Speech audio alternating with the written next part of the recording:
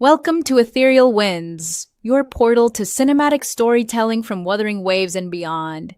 Here we preserve the beauty of game narratives in their purest form. No commentary, just immersive cutscenes in stunning 4K. Subscribe and experience the story as it was meant to be told.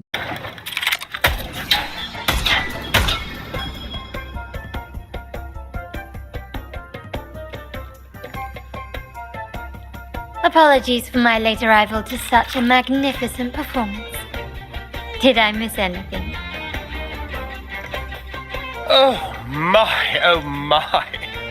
What an honor to witness the beauty of our generous benefactor. Thank you, my lady, for rescuing this humble soul in this moment of need.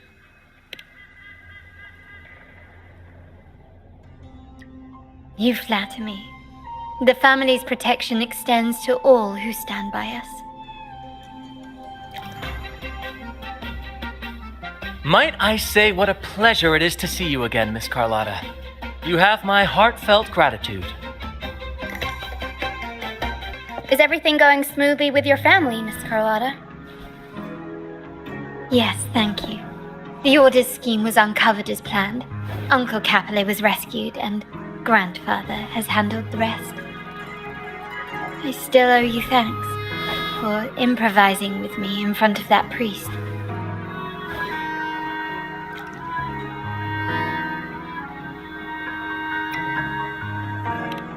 You've got a sharp mind. No pain, no gain, as Grandfather used to say. I'm pleased we're on the same page.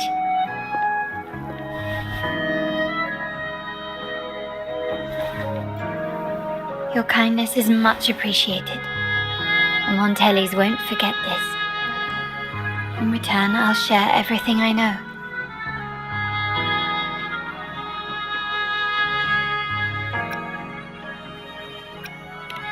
I believe you've noticed that the Order has been undermining the family under the guise of its doctrines.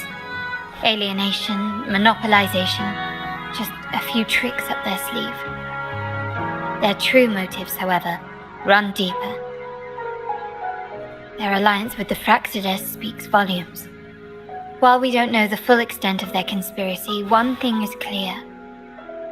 Their sights are set on this year's Carnevale. The Carnevale is likely where you'll find clues about the Sentinel.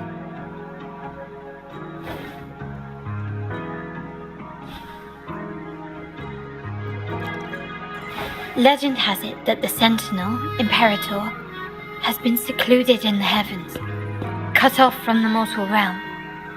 The last record of the Sentinel is from the Carnevale a decade ago. At that time, the entire city was shrouded in mist. Ghosts roamed the streets, a dragon roared from the sky, and a sea behemoth raged, summoning towering waves. Do any clues come to mind? The mist might be coming from the remnant clouds in the Nimbus Sanctum. Lorelei has the power to purify and control them, but the Fraxidus interfered. Remnant clouds corrupted by evil will disrupt Echo's frequencies. If the mist had spread to the city, it would have stirred the Echoes into chaos.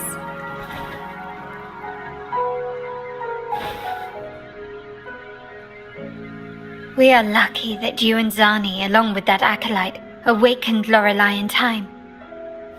You prevented the mist from spreading and averted the Waveworn. The Fraxidus must still be licking their wounds. At that time, the entire city was shrouded in mist. Ghosts roamed the streets. A dragon roared from the sky, and a sea behemoth raged, summoning towering waves. Do any clues? The Montelli traders used Lycoris in experiments to turn Echoes back into tacit discords. If they were successful, the ghosts seen 10 years ago may have also been created this way. Ghost is just a dramatic name given by the Ragunna for tacit discords. They look nearly identical to Echoes, especially in the mist.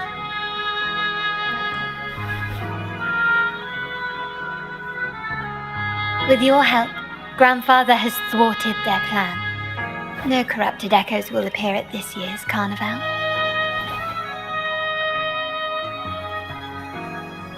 At that time, the entire city was shrouded in mist. The Order has allied with the Fraxidus to control the dragon. From what I saw when I connected with its frequency, they might be planning to command it to attack Ragunna during the Carnevale. After the Tacit Discords took over this isle, the Order used them as an excuse to forbid any entry. It might be their way of concealing the dragon's existence. But without the Lycoris, the Dragon of Dirge is now off the table.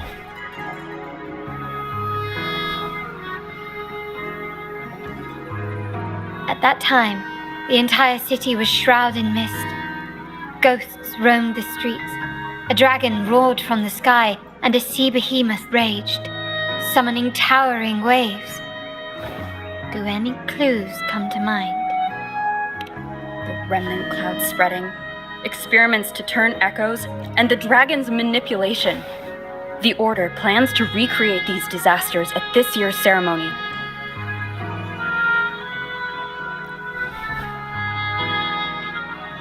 The Order and the Fraxidus are allies. To prevent the Carnevale's sabotage, we must stop them. But what is their motive?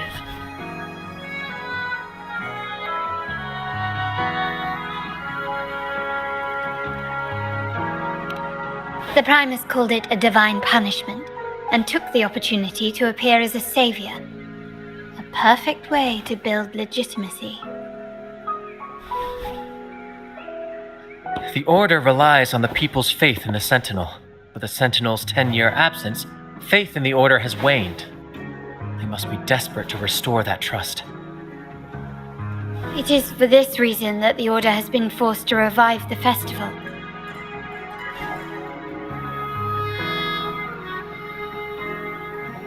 Let's consider the implications. If the Carnevale proceeds unhindered, how would it affect the Order?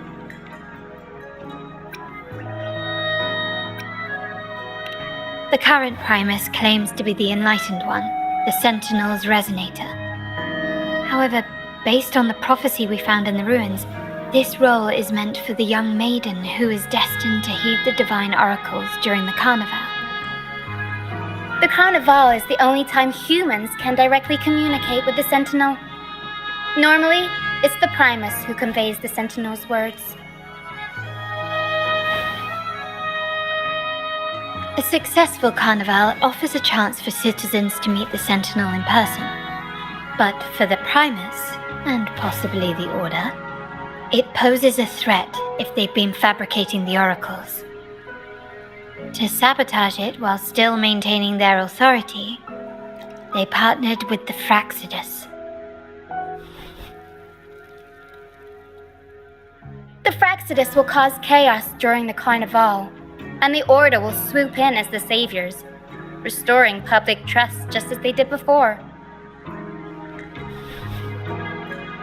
So far, you have helped us crush 3 of their schemes, but one remains.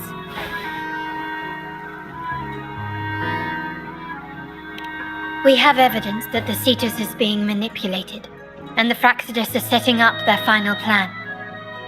With their whereabouts unknown, we'll need to adapt our strategy as the Carnevale unfolds. From what I've noticed, you're not one to act passively or pin your hopes on others. You prefer to strike first and steer events in your favor. Winning the laurel might give you the chance to talk with the Sentinel. The Sentinel's Resonator may also be present, so...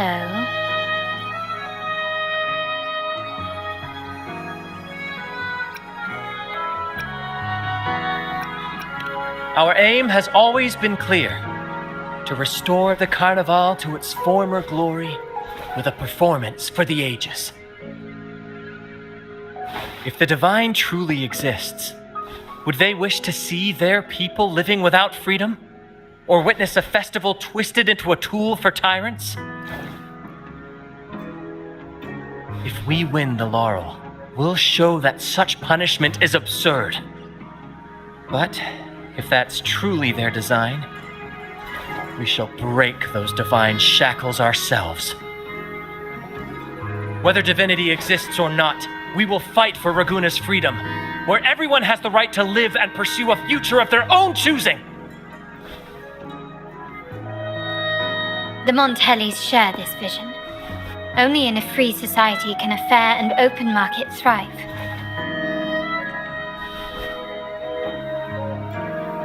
However, the troop alone is too weak. The family is under close watch and our enemy hides in the shadows. We need your strength to find our way forward. Thank you. I'm pleased we've reached an agreement once more. All right, what should we do now? Any plans? Since the Order intends to sabotage the Carnevale and incite chaos amongst the guests, confronting them directly only plays into their hands. You've seen the troops' unique approach to combat, haven't you? That's precisely why we're allies with them. We will turn any disturbances into a theatrical performance. I can see our friend here is still a bit confused. No worries, my dear girl. We'll have a quick rehearsal before the Carnival begins. Speaking of which, Ms. Carlotta, would you honor us by joining our performance? Me? I do have some stage experience, though I must confess I may be a bit out of practice. We don't know what challenges we'll face, so your help will be needed, Miss Carlotta. Plus, it's a chance for you to get to know our methods. If you insist. Wonderful! As the festivities continue, if you're both ready, please join us on the stage of the troop liner. Our rehearsals are rather straightforward. No scripts, just pure intuition and our senses guiding us. That's what makes Commedia Improviso truly come alive. For our improvised comedy, we start with a theme. From there, we build our lines and act on the fly, responding to the unfolding show and audience reactions. But with the limitless capacity for human creativity at play, the plot can sometimes veer into the, well, unconventional. To prevent things from spiraling too far, we set an anchor for the performance. Pardon my interruption, but I'm quite curious. What sort of bizarre plots have you encountered? Well, something like a humble craftsman from a small town sets sail on a rainy night, stumbles upon ancient ruins, is reincarnated with superpowers, and then decides to conquer the galaxy, becoming the Emperor of the Stars. So, we draft a basic outline that assigns roles and guides the plot's direction.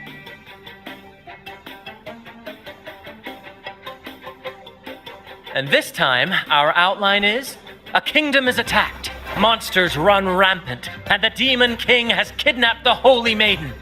A few brave heroes accept the minister's quest to defeat the Demon King and rescue her.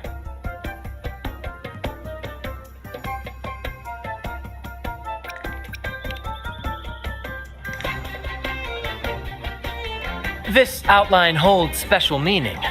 We want to pay tribute to the play once performed by the Blessed Maiden herself, which was also about a hero facing a Demon King. Good people have their wishes fulfilled, heroes appear in a time of crisis, justice triumphs over evil, and united friends are undefeatable.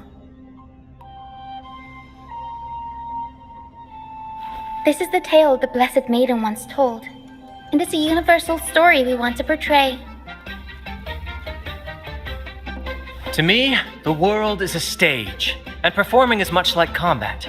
Coordinated movements, quick thinking, sharp reflexes, and, above all, trust in your allies. What I'm getting at is that you both are very skilled and capable. We don't have many do's and don'ts. So relax and express yourselves freely on stage. This rehearsal is to help you get familiar with basic stage movements, techniques, and the troupe style, and to build good rapport. Exactly. I'll handle the stage lighting, Brant will narrate, and the rest will take on the role of the audience. If you're ready, let's begin. Everyone, a big round of applause to welcome the Rover and Miss Carlotta on stage! All right, next I'll spin the prologue of our tale, setting the scene for how our brave heroes first crossed paths. Once upon a time, a hero roamed the world. Undaunted by the lack of a divine vessel, she embarked on a perilous journey across tempestuous seas.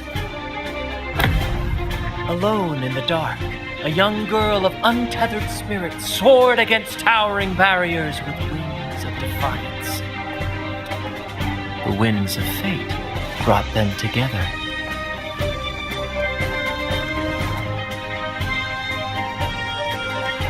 As the world teetered on the brink of absolute darkness, they found solace in each other's gaze.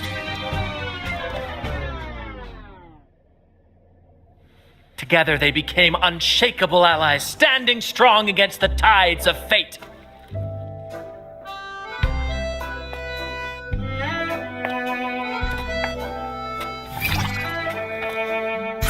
Even if light were to fade from the world and the stars cease to shine, they would still blaze like the sun forever.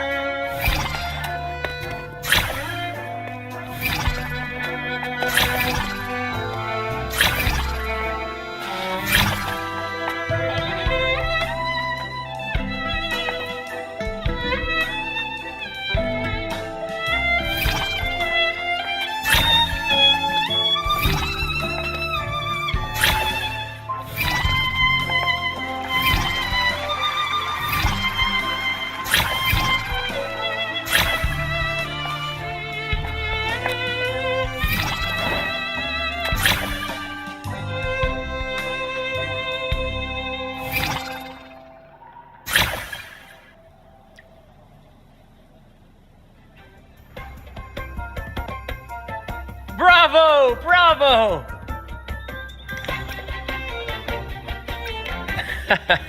Seeing your chemistry, I decided to take a little creative liberty with the story. Anyway, it didn't stray too far from the outline, right? The thrill of improvisation is in its unpredictability. There's always a rush of excitement with every twist and turn. Your movements were seamless, elegant, and powerful. I'm confident you'll shine at the Carnevale. Thank you. It was all thanks to you. You inspired me and kept my spirits high. You'll master it in no time, I'm sure. All right, that's enough for today. Let's save the grand reveal for the Carnevale. Oh, and speaking of which, there's still something we need to prepare for you, isn't there? You mean the essential item for the Carnevale performance? Don't worry. I've taken care of everything. Oh, so it's handled then. I can't wait to see it. I have a small gift for you. Let's head back to Ragunna together, shall we? Thanks for watching this cinematic journey through Wuthering Waves. Share your favorite moment in the comments. Subscribe to Aetherial Winds for more immersive cutscene compilations and story-driven gameplay. Until next time, let the echoes guide you.